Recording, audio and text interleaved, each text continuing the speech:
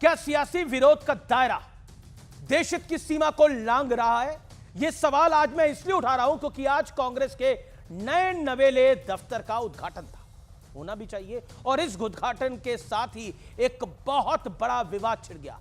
और यहां अपने पहले ही भाषण में श्रीमान राहुल गांधी ने यह कह दिया कि उनकी लड़ाई अब सिर्फ बीजेपी और राष्ट्रीय स्वयंसेवक संघ यानी आरएसएस के साथ नहीं है, बल्कि इंडियन स्टेट्स के साथ है, भारत के राज्यों के साथ भी है। और इसके बाद चर्चा कांग्रेस के नए ऑफिस की नहीं, बल्कि राहुल गांधी के इस बेहद विवादित बयान पे शुरू हो गई।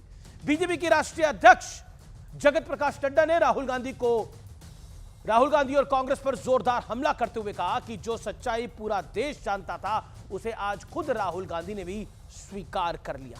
अपनी ऑफिशियल प्रेस कॉन्फ्रेंस में बीजेपी ने यहां तक कह दिया कि लीडर ऑफ ऑपोजिशन के तौर पर राहुल गांधी देश के लिए एक कलंक है। और जवाब में कांग्रेस कह रही है कि बीजेपी और मोदी सरकार ने देश की हर संस्था पर कब्जा कर लिया है, इसलिए राहुल गांधी को यह बयान देना पड़ा। तो आज इसी जबरदस्त सियासी मुद्दे पर होगी सबसे बड़ी पॉलिटिकल डिबेट, सियासी विरोध और देश हित पर एक बड़ी चोट राहुल गांधी।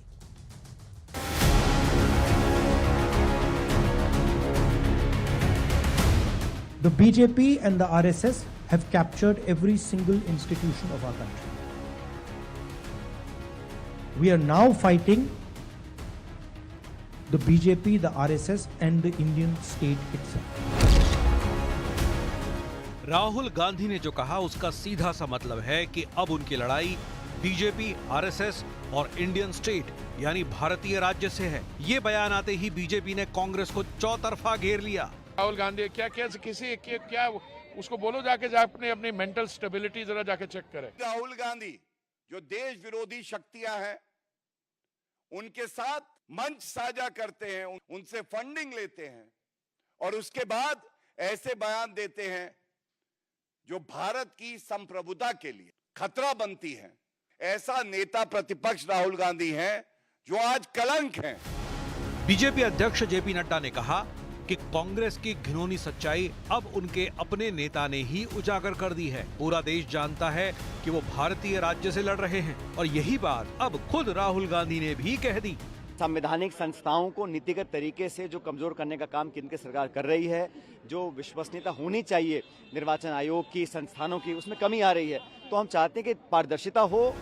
इससे पहले आरएसएस प्रमुख मोहन भागवत ने कहा था कि राम मंदिर में प्राण प्रतिष्ठा के दिन भारत को सच्ची आजादी मिली थी। इसी बयान का विरोध करते करते राहुल ने इंडियन स्टेट के खिलाफ युद्ध का दावा करते हुए मोहन भागवत को अरेस्ट करने तक की मांग उठा दी। मैं मानता हूं किसी की अज्ञानता की कोई उत्तर नहीं हो सकता है। लेकिन आज सबसे बड़ा सवाल है कि क्या इंडियन स्टेट के खिलाफ युद्ध करने की बात करके राहुल गांधी ने दिल्ली चुनाव के बीच एक बड़ा सियासी सेल्फ गोल कर दिया है।